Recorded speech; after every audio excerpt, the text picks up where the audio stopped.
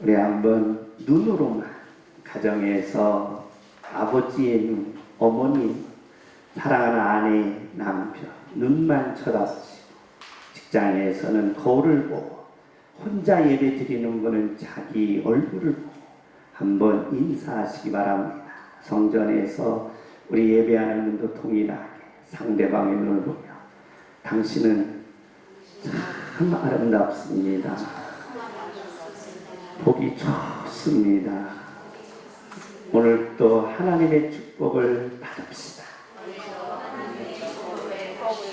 하나님, 주님 앞에 예배합니다. 몸과 마음과 뜻과 정성을 모아 하나님 앞에 산제사로 예배하오니 나의 예배를 통하여 이 나라의 민족의 코로나19가 멈추며 나의 간절한 예배를 통하여 경제적 회복이 있게 하옵시며 나의 간절한 예배를 통하여 내 가정과 내 자녀들의 기도가 응답받는 축복의 예배가 되게 하여 주옵소서. 그네가 넘치는 귀한 예배가 되시기를 예수님의 이름으로 축복합니다. 우리는 명절을 맞이하면 우리 양문교회는 추모 예배를 드리게 됩니다. 추모 예배는 우리 교회에서 이렇게 순서지로 만들었습니다. 먼저 이 추모 예배를 드리려면 준비물이 있습니다. 준비물. 일반 안 믿는 분들은 준비하는 것이 뭐냐? 주로 음식입니다. 어머님, 아버님, 우리 조상님들이 좋아했던 음식, 그리고 제사의 규범에 따라서 제사상에 올리는 음식들을 준비하게 됩니다. 근데 기독교의 추모 예배는 좀 다르게 됩니다. 우리가 추모 예배 때 준비할 것은 음식을 준비하는 것이 아니라 첫째는 바로 예배상을 준비하게 됩니다. 그날만큼은 우리 예배상에 꼭 예배를 드릴 수 있도록 예배상이 없으면 집안에 있는 상을 갖다가 아니면 집안에 있는 탁자를 갖다가 하얀 흰 종이로 덮으시고 예배상을 만드신 후에 꼭 사진을 놓게 됩니다. 어머님 사진, 아버님 사진, 사진을 꼭 올려놓고 이제 예배를 드리는데 사진을 올려놓고 그 위 옆에다가 그 옆에다가는 꽃을 놓습니다. 주로 꽃이 없으면 조화라, 아니면 조화가 없으면 어머님이 평소 좋아하셨던 꽃들을 아니면 그림으로라도 이렇게 꽃을 올려놓으시고 그 옆에는 꼭 성경책을 놓습니다. 성경책. 그러니까 꼭 성경책을 놓는데 성경책을 아무 데나 피지 마시고 특별히 어머님이, 아버님이 그리고 평소에 하시던 말씀들에 있는 성경 구절이 좋습니다. 저희 아버님 같은 경우, 어머님 같은 경우 나는 부활이요 생명이니 이 말씀을 굉장히 좋으셔서 예배, 추모 예배 때마다 그 말씀을 펴놓게 됩니다. 그리고 이제 준비물은 사진, 꽃, 성경책, 예배상, 음식은 준비하지 않습니다. 그리고 이렇게 이제 준비한 후에 이렇게 시작을 하게 됩니다. 지금부터 아버님, 어머님 추모 예배를 하나님께 드리겠습니다. 다 같이 사도신경 하겠습니다. 하면서 다 같이 모여서 사도신경을 올려드리게 됩니다. 예배자는 누가 예배 드리든지 관계가 없습니다. 예배자는 동생이 예배를 드려도 되고 형님이 예배를 드려도 되고 아내가 예배를 드려도 되고 남편이 예배를 드려도 되고 예배자는 영적인 권세이기 때문에 가족 중에 한 분이 예배 드리는 게 좋고 또한 가족 중에 한 분 중에 특별히 바로 최고 선임인 분이 예배 드리는 것이 질서상 좋다는 것입니다. 그런데 그 질서가 안 잡힐 때는 먼저 믿는 하나님의 자녀가 예배 드리는 것이, 예배 인도하는 것이 좋다는 것입니다. 다 같이 사도신경을 한 다음에 찬송가 364장인데 옛날 찬송입니다. 오늘 찬송은 4줄 가까이가 몇 장이었죠? 아까? 네? 몇 장? 아까 처음에 불렀던 4줄을 가까이. 예, 아까 264장? 예, 364장 옛날 찬송가입니다. 그런데 이제 정해놨어요. 4줄을 가까이. 4줄을 가까이 찬송으로 정해놨습니다. 그 다음에 이제 예배를 위해서 한 분, 가족 중에 한 분이 기도를 해야 합니다. 기도를 하는데 기도문도 이렇게 잘 써놨습니다. 그래서 이 기도문을 읽으면서 아버님, 어머님을 생각하면 됩니다. 이 기도문을 이제 예배 인도자가 하는 것이 아니라 아내든 자식이든 형님이든 동생이든 분이 한 분이 이제 기도를 해 주시면 됩니다. 그런 다음에 예배 인도자는 에베소서 6장 1절에서 4절이나 아니면 고린도전서 13장이나 잠언 17장이나 출애굽기나 그리고 잠언이나 이 중에서 한 장을 택해서 읽으면 되겠습니다. 말씀 전하라는 것은 아이고 목사님 말씀도 못 전하는데 내가 어떻게 추모 예배를 인도합니까? 그러지 마시고 에베소서 6장 1절에서 5절까지를 제가 읽겠습니다. 어머님, 아버님을 생각하고 이 추모 예배를 하나님께 올려드리니 어머님, 아버님이 평소에 자녀들에게 하시고자 하는 일, 자녀들에게 주시고자 하는 것들, 자녀들에게 축복해 주시고자 하는 것들이 이 말씀을 읽을 때 그대로 우리 가정에 임할 줄 믿습니다. 라고 해놓고 읽고 나면 따라서 합시다. 설교 끝. 설교 끝. 이 설교가 어려운 게 아닙니다. 예배 드리라 하면 설교 못해서 예배 못 드립니다라는 분들이 많이 있어요. 저처럼 나오셔서 강대상에서 예배하며 설교하라는 말이 아니고 추모 예배를 드리라는 거예요. 추모 예배는 그냥 성경 구절만 읽어도 그게 하나님께 상달되는 줄 믿습니다. 그러니까 추모 예배가 아주 간단하고 쉽다는 겁니다. 인도자는 뭐만 읽어드리면 돼요. 그렇죠. 성경만 읽으면 되는데 성경 읽으라고 하는 것도 다 여기에다가 뭐였어요? 써놨습니다. 그러니까 그 부분만 찾아서 읽어주시고 세 가지입니다. 세 가지. 첫째는 엄마, 아버지의 아버지, 엄마의 은혜를 잊지 말라는 거예요. 따라서 합시다. 은혜를 잊어버리지 말자. 두 번째는 어머니, 아버님이 어떻게 살았든 자녀들에게 주시고자 하는 그런 아름다운 희생이 있어요. 그 희생을 반드시 뭐하자? 기억하자라는 겁니다. 세 번째는 반드시 우리 형제들 그리고 우리 자녀들이 꼭 그 기대대로 꼭 하나님 앞에 응답받아서 그것을 뭐하자? 이루자라는 겁니다. 할렐루야.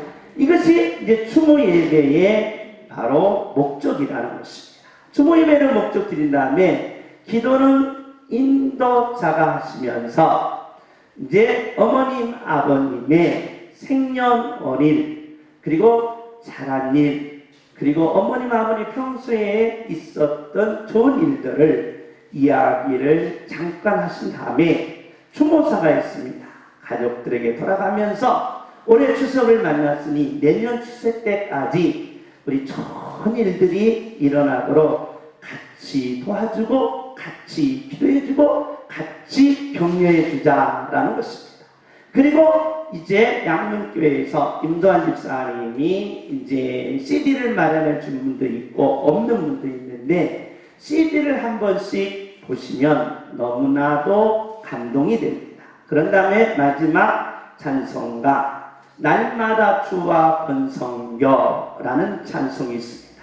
그 찬송을 들으니 주기도문으로 추모 예배를 마치게 됩니다.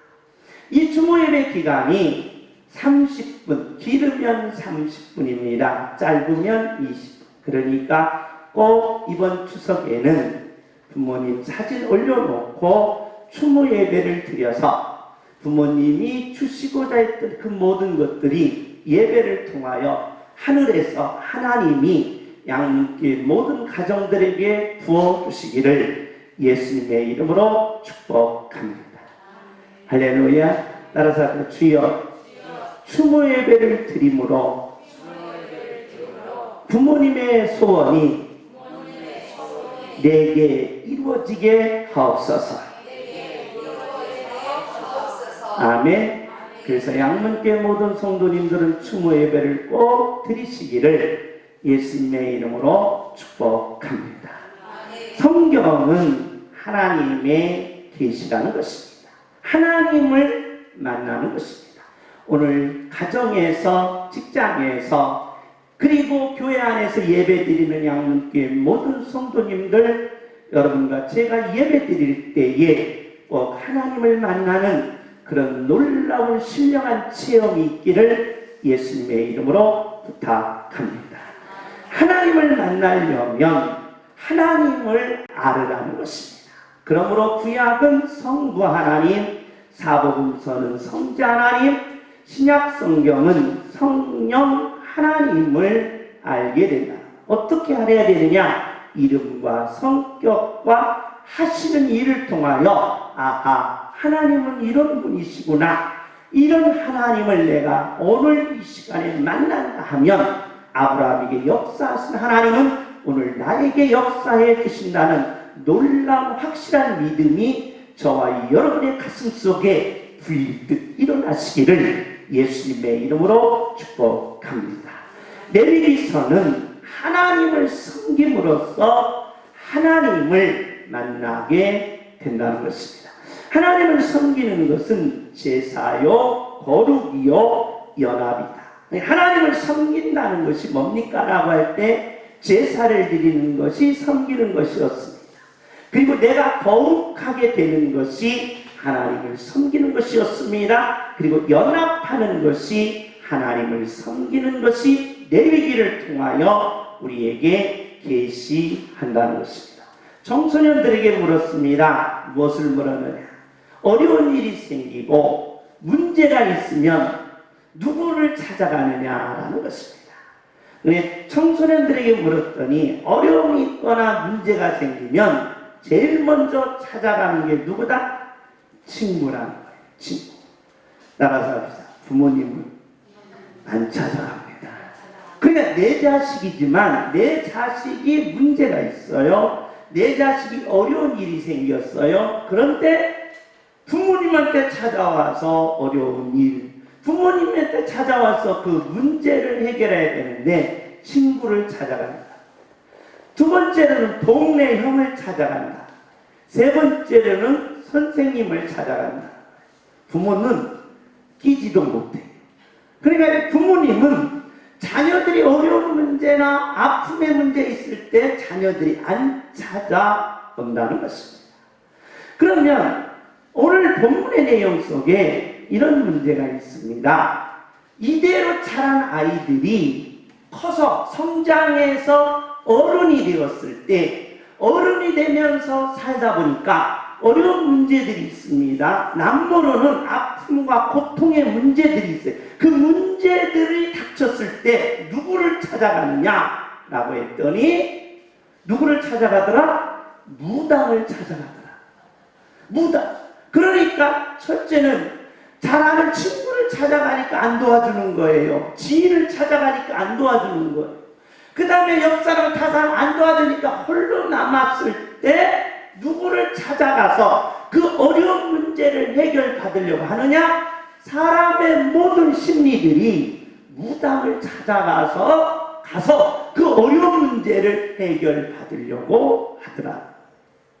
그래, 무당을 찾아가서 그 아픔을 해결하려고 하고 어려운 문제를 해결하려고 하더라는 겁니다. 그래서 하나님께서는 이것을 모세에게 이렇게 말합니다. 신접한 자와 박수무당을 찾아가지 말라. 무당들이 문제를 해결해 주지 않는다. 무당이 모든 인간의 아픔을 해결해 주지 않는다. 이 샤머니즘의 종교 특성이 있습니다. 무당들은 문제를 하나만 해결해 주면 기분이 좋아가지고 사람들에게 요구가 많다. 요구가. 그러니까 문제를 해결했으면 해결한 걸로 끝나야 되는데 꼭 뭘 한다? 요구한다. 그래서 다음번에 문제 해결하려고 하니까 이번에는 100만 원짜리인데 다음에는 몇만 원짜리? 300만 원짜리. 그리고 그 다음에는 500만 원짜리. 그 다음에는 1000만 원짜리예요. 그 다음에는 1억짜리예요. 그러면서 점점 높아지면서 이 무당들의 요구가 어디까지 갔느냐? 자기 자식까지도 뭐하더라? 요구하더라. 네 자식을 바쳐야 이 문제가 해결된다. 네 자식을 바쳐야 이 아픔이 해결된다라고 이 요구를 하게 되더라고. 그래서 하나님께서 너희들이 문제가 생기고 아픔이 생기고 어려운 문제가 생기면 친구 찾아가지 말고 형제 찾아가지 말고 무당 찾아가지 말고 누구를 찾아가냐. 이게 중요하다. 오늘 그 본문의 핵심적인 내용이라는 것입니다. 우리 한번 9절입니다. 9절 우리 다 같이 한번 읽습니다. 시작.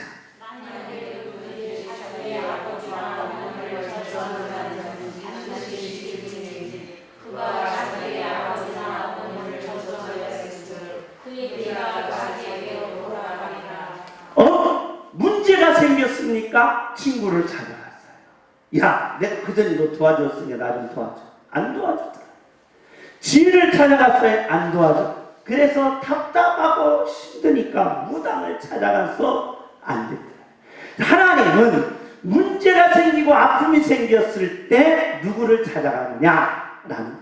우리 한번 따라서 합시다. 부모님을 찾아가라. 부모님을 찾아가라. 그러니까 어려운 문제가 생기면 누구한테 달려가라? 엄마한테 달려가라. 아픔이 생기면 누구한테 찾아가라? 아버지한테 가라. 그런데 어렸을 때부터 친구한테 찾아가는 버릇, 어렸을 때부터 다른 이웃에게 찾아가는 버릇, 결국에는 그 버릇이 무당에게로 찾아가서 부모님께로는 안 찾아간다. 그래서 하나님은 오늘 그것을 바꾸려고 하는 거예요. 어려운 문제가 있느냐, 아픔이 있느냐, 고통이 있느냐, 부모를 찾아. 부모 앞에 가라. 내 부모 앞에 가서 어려운 것을 이야기하라. 그럼 우리는 이렇게 생각합니다. 동양 교사상에 내 어려운 문제를 어머니나 아버지한테 말하면 뭐 하실까? 걱정하실까봐 안 했다는 거예요. 안 그렇다는 거예요. 따라서 합시다. 걱정하시더라도 부모님께 찾아가라. 부모님께 찾아가라. 또 반대로 내 어머니나 아버지는 그걸 해결할 능력이 없어요. 돈도 없고 지식도 없고 또한 배운 것도 없고 가진 것들을 해결할 능력이 없으니까 아예 내 마음속에서 무시하고 다른 사람 찾아갑니까? 안 된다. 어머니가 어떤 어머니든 관계없이 아버지가 어떤 아버지든 관계없이 문제와 아픔과 고통이 있으면 누구에게 찾아가? 부모님께 찾아가라.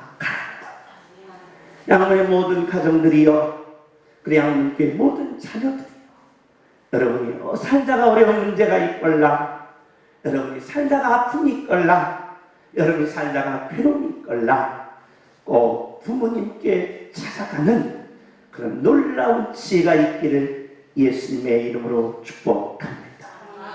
이게 지혜라는 거예요.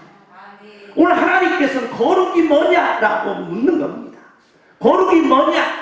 라고 할 때 문제가 생기고 아픔이 생기고 고통이 생기면 친구나 형제나 이웃이나 무당에게 찾아가지 말고 너를 낳아주시고 길러주신 부모님께 찾아가서 너의 문제를 아뢰라는 거예요. 이게 거룩이라는 겁니다. 할렐루야. 그러므로 저와 여러분이 이 땅에 살면서 어떤 문제가 닥치든지 부모님께 찾아가서 말할 줄 아는 효도하는 하나님의 자녀가 되시기를 예수님의 이름으로 축복합니다. 왜 그러느냐? 그 이유가 있더라는 거예요. 왜 부모님께 찾아가서 문제를 말씀드려야 하느냐라는 겁니다. 당시에는 이 성경이 어떻게 되어 있었느냐? 바로 갈대로 되어 있었습니다. 갈대를 엮어가지고 그 위에 썼습니다. 좀 발전해서 가죽을 써서 가죽 위에 썼습니다. 그래서 성경은 대표적인 겁니다. 그러다 보니까 지금처럼 개인에게 이 성경이 오지 않았다는 것입니다. 그래서 우리는 그것을 가리켜 뭐라고 말하냐? 구전율법이라는 것입니다. 좀 미스퍼린트입니다. 구원율법이 아니라 구전율법인데 말로 전해 내려오는 하나님의 말씀이었다는 거예요. 그러니까 말로 이런 책은 대표적으로 한 군데만 있고 나머지는 다 말로 전해지는데 그 말로 전해지는데 누가 갖고 있느냐? 그 말씀을 누가 갖고 있다? 부모님이 가지고 있다. 그러니까 아버지와 어머니가 누구의 말씀을 가지고 있어요? 하나님의 말씀을 가지고 있더라. 그걸 가리켜 우리는 구전율법이라는 겁니다. 그러니 우리가 문제 해결은 누구를 만나야 해결돼요? 하나님을 만나야 해결돼요. 하나님을 만나야 씻어져요. 하나님을 만나야 복받아요. 하나님을 만나야 치료받아요. 하나님을 만나야 형통해요. 하나님을 만나야 들어가다 나가도 복이 있어요. 그렇기 때문에 하나님을 만나는 가장 키를 가지고 있는 게 누구예요? 하나님의 말씀을 가지고 있는 누구였다? 부모님이었다. 부모님이 부자든 가난하든 그 관계가 없어요. 부모님이 배웠던 못 배웠던 관계가 없어요. 건강하든 건강치 못하든 관계가 없어요. 일단 부모님한테 가면 하나님을 만나는 그런 놀라운 기를 받아 하나님을 만나 문제를 해결받는다. 할렐루야. 그렇기 때문에 오늘 하나님께서는 뭐라고 말씀하느냐? 문제가 있으면 친구나 무당을 찾아가지 말고 내 부모한테 찾아가라는 거예요. 이게 효라는 거예요. 할렐루야. 그러므로 저와 여러분이 어떤 문제, 어떤 아픔, 어떤 괴로움이 있으면 모두 다 부모님한테 찾아가서 여러분의 아픔, 괴로움을 말할 줄 아는 지혜가 있기를 예수님의 이름으로 축복합니다. 하나님은 왜 그렇게 하셨느냐? 그 이유가 있더라는 거예요. 그 이유가 우리 한번 마태복음 7장 9절입니다. 우리 다 같이 한번 읽습니다. 시작.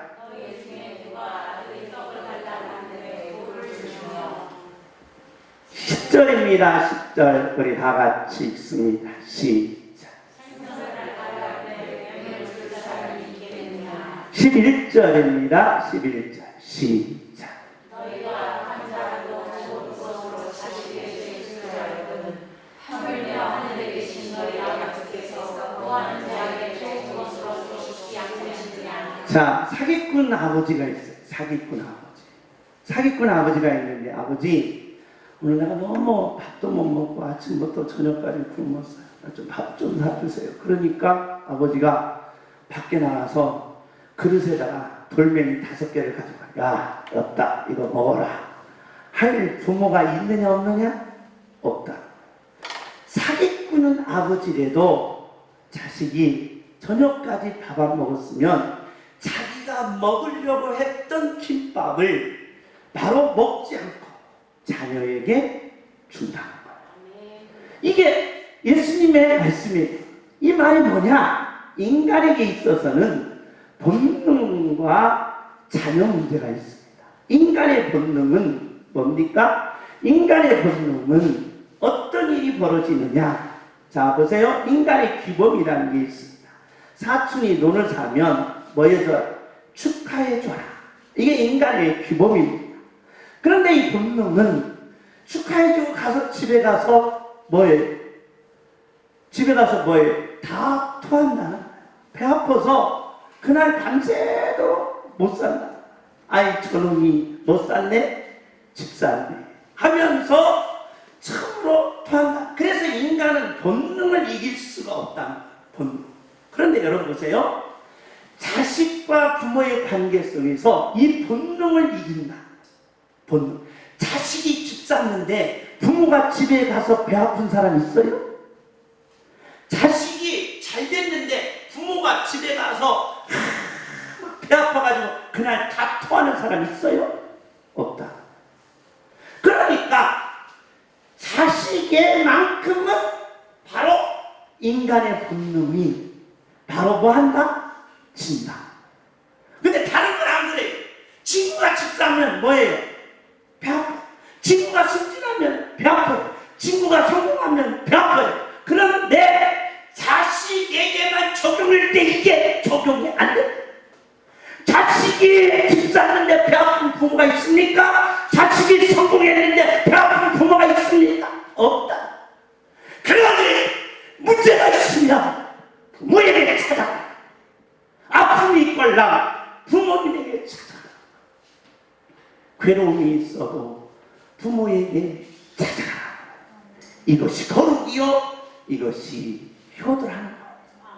그러므로 양문의 모든 자녀들이여, 여러분이 아픔과 고통과 괴로움이 있거나 부모님께 찾아가는 이 본능을 이기는 능력이 이 안에 있기 때문이라는 것. 할렐루야. 그 은혜가 여러분에게 넘치시기를 예수님의 이름으로 축복합니다. 왜 우리가 어려움이 있으면 부모님께 찾아가야 됩니까? 오늘 이렇게 말합니다. 창세기 37장 11절입니다. 우리 다 같이 한번 읽습니다. 시작.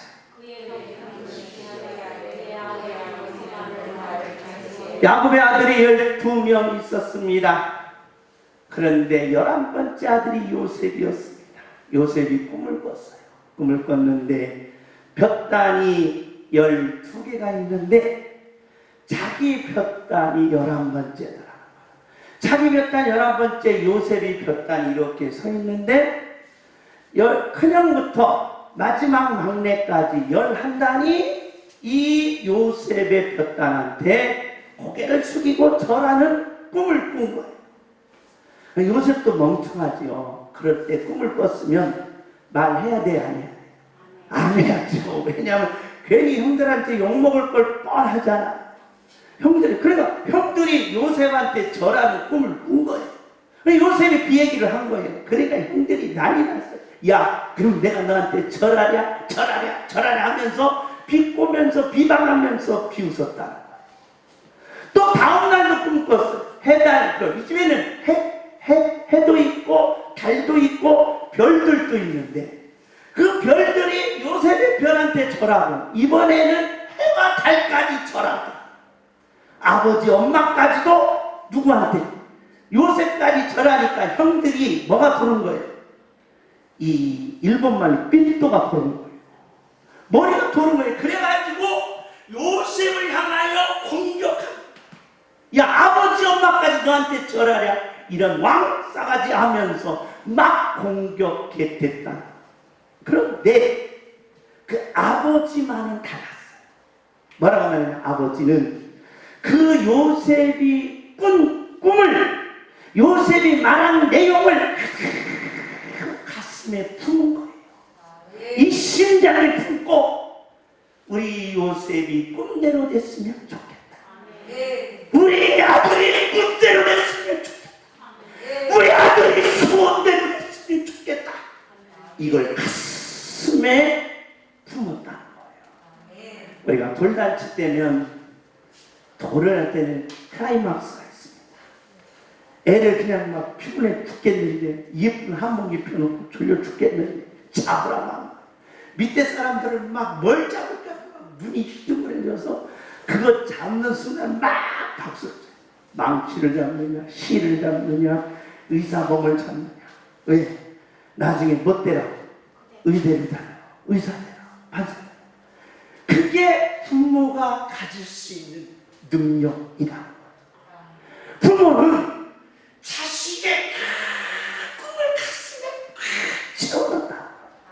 부모는 자식의 소원을 가슴에 채워넣고 평생 잊지 않아. 그러니 문제가 생기면 누구한테 찾아가? 부모한테 찾아가. 우리 엄마가 능력 없습니까? 우리 아버지가 못 배웠습니까? 우리 아버지가 남들 아버지보다도 못하게 보입니까? 그래도 찾아가서 그 문제와 아픔을 이야기하라. 왜? 간단합니다. 본능을 이기는 아버지이기 때문에. 왜? 내 꿈을 가슴에 안고 있기 때문에. 누가 뭐라 해도 가슴에 안고 있는 부모이기 때문에 부모한테 찾아가서 그 문제를 이야기하라. 친구 찾아가지 말라는 겁니다. 지인 찾아가지 말라는 거예요. 무당 찾아가지 말라는 거예요. 누구 찾아가? 내 부모를 찾아가라.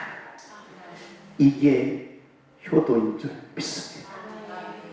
물론 부모님이 능력이 없습니다. 자녀 문제가 그렇게 있으면 크냐? 교회 문제로 너무 어려울 때 어머니한테 찾아가서 얘기했더니 어머니가 울면서 능력은 없지만은 내가 지금부터 잠을 자지 않고 하나님 앞에 매달려서 그 문제를 해결할 수 있도록 부탁할 테니 아들은 걱정 말고 가슴 피고 기죽지 말고 살아가라는 거예요. 할렐루야. 부모님한테 찾아가면 해결되는 거예요. 부모님한테 찾아가면 문제가 해결돼요. 그런데 왜 찾아가냐 이 말입니다. 그러면서 하나님이 오늘 이 문제를 책망하고 있다. 가나안 여자가 있었습니다. 가나안 여자라는 것은 이방 여자라는 뜻입니다. 이 이방 여자가 딸이 귀신이 들리고 말았어요. 귀신 들렸으니 어머니 입장에서는 기가 막힌 겁니다. 귀한 딸, 눈에 넣어도 아프지 않는 딸, 내가 어기야 금이야 키웠던 딸, 내 전 삶을 통해서 다 쏟아냈던 내 딸이 귀신 들렸으니 얼마나 괴롭겠습니까? 그 소문을 들은 거예요. 어떤 소문입니까? 예수님은 그 귀신 든 자를 치료해 주신다더라. 그러니까 모든 걸 다 뿌리치고 예수님한테 달려가서 예수님 내 딸 좀 고쳐주십시오 라고 예수님 앞에 하소연을 하는 겁니다. 제발 좀 내 딸을 고쳐주세요. 그런데 예수님은 그날따라 냉정하셔요. 너무 냉정하셔서 낙심하고 돌아올 정도로 심한 말을 이 여인에게 하는 겁니다. 뭐라고 했냐? 주인의 떡, 자녀의 떡을 개들에게 주지 않겠다. 이 말을 헬라어로 그대로 해석하면 또 가나안 여인은 무슨 여인이다? 개 같은 여인이다. 개. 거기서 개 이끼가 나온 거예요. 그래, 개 같은 여인이다고 욕을 먹는 거예요. 그러면 나 같으면 그동안 소문이 거짓이지만 헛되네. 무슨 당신이 하나님의 아들입니까? 나 같은 사람이 그렇게 심한 모욕감을 주는 당신이 무슨 하나님의 아들입니까? 내가 장을 짓지 않으면서 막 터졌지고 그 예수님을 욕하면서 돌아왔을지 모릅니다. 그런데 이 여인이 하는 말을 들어보십시오. 바로 마태복음 15장 27절입니다. 우리 다 같이 읽습니다. 시작.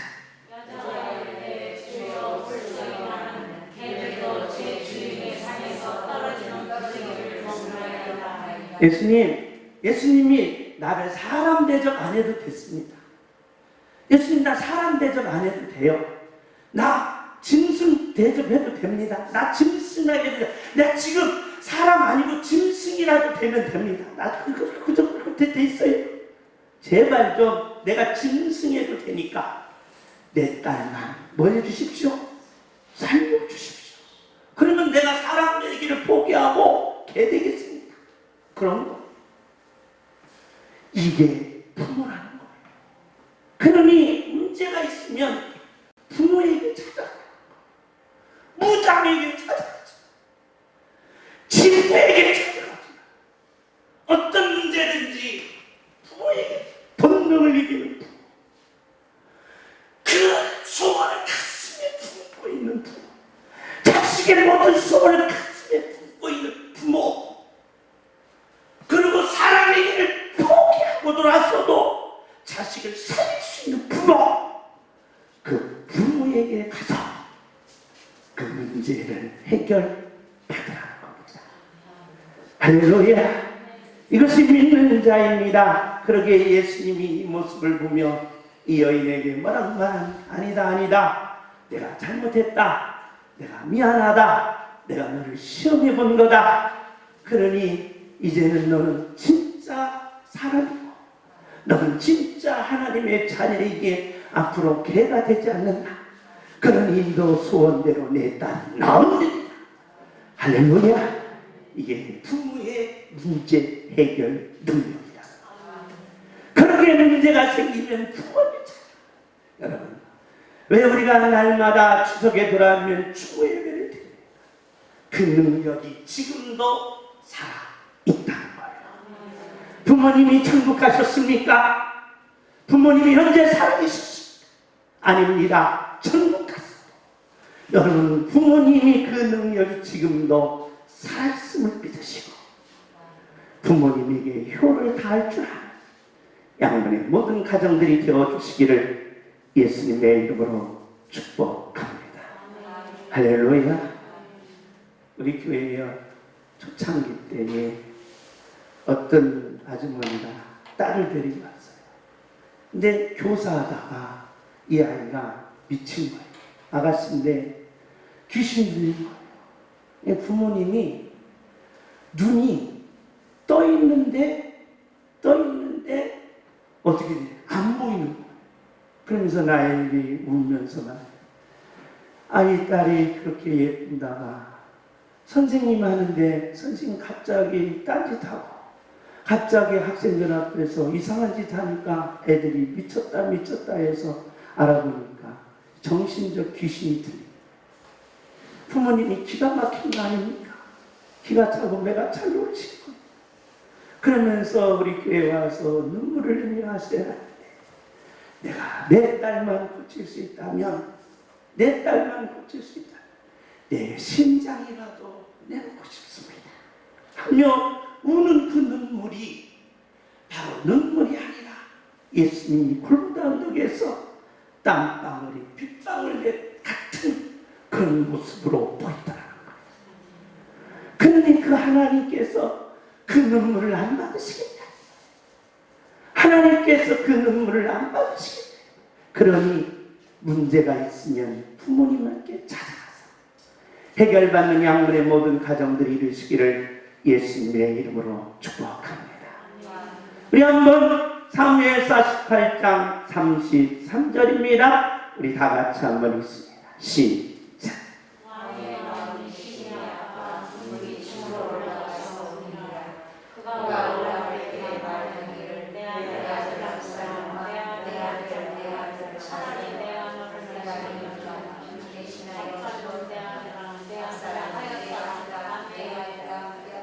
설교 끝났게 설교 듣기 싫은 나옵니다.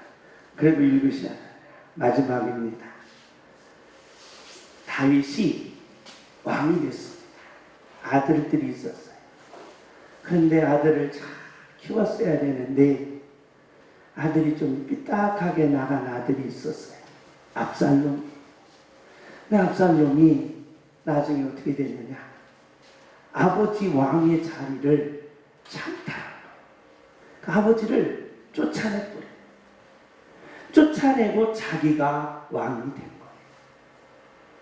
그러면서 이제 쫓겨나서 다윗이 이제 죽게 되는 겁니다. 죽을 상황에서 전화가 온 거예요. 근데 죽을 상황에서 이 핸드폰이 왔는데, 이 죽을 상황이 됐을 때에 신하들이 안 됩니다. 이건 바로 잡아야 됩니다 하고 다시 신하들이 조직해서 다시 왕의 자리를 되돌려 놓은 상황이 됐어요. 이때 다윗이 자기 신하들에게 부탁하는 말이 있어요.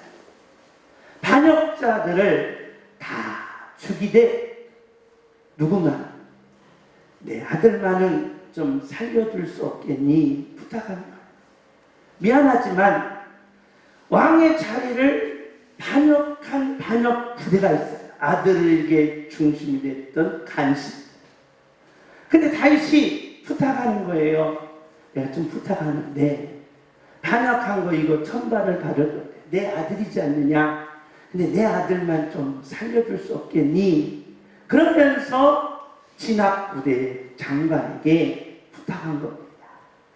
근데 그만 살리려고 했는데 그만 전쟁을 하다 보니까 그럴 수 없는 상황이 되어서 그만 압살롬 아들이 죽게 된 거예요.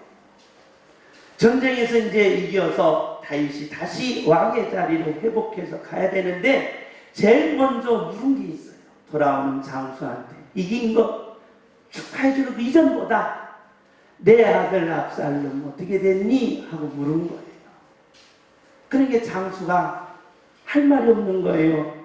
이렇게 낮은 자세로 내 아들 좀 살려달라고 부탁했는데 그만 전쟁을 하다가 칼하다가 그만 죽였으니 할 말이 없으니까 다윗이 아무 말 없이 사무엘상 18장 33절에 눈물을 흘리면서 내 아들아, 내 아들 압살롬아, 내 아들아, 내 아들아, 내 아들아 하며 통곡하는 거예요. 반역한 아들이라 할지라도 자기에게 칼을 대드는 아들이라 할지라도 자기를 쫓아내고 왕의 자리를 찬탈한 아들이라 할지라도 내 아들만 뭐야 된다? 살아야 된다는 게 부모의 심장이라. 할렐루야. 그러니 부모님에게 뭐하라? 효도하라. 이용수 집사님, 노무현 집사님 효도하는 모습을 보니까 좋습니다. 꼭 복받을 것입니다. 예, 효도하시라. 우리 김정숙이가 아버님, 어머님을 우리 아버님을 98세에 모셨을 때 참 제가 감사했어요. 효도하라. 효도. 문제가 있으면 가서 이야기하라는 거예요. 야, 그러면 신기하게 부모님이 못 배워도 부모님이 남들보다 많은 재산이 없어도 문제가 있는 모든 문제들이 해결된다. 할렐루야. 우리 서정희 권사님 아드님이 지난번에 천국 갔습니다. 눈물로 제가 올려드렸습니다. 네 아들이 아마 효자였던가 봐요. 홀로 사는 어머니, 몸이 불편한 어머님이 늘 기억에 남은가. 네 아들이 마지막 하면서 어머님에게 효도할 게 없는가 해서 평생 연금을 들어놨어요. 어머니, 내가 죽어도 우리 어머님은 평안히 사셔야 된다. 내가 죽어도 우리 몸이 불편한 어머님은 건강하게 사셔야 된다. 이게 바로 자식이 효도하는 모습이라는 거예요. 전에 하나님께 모든 성도님들이 아픔이 있걸라 문제가 있걸라 부모님한테 찾아가시고 끝까지 효도하는 양문께 모든 성도님들이 되셔서 거룩한 하나님의 영광이 임하시기를 예수님의 이름으로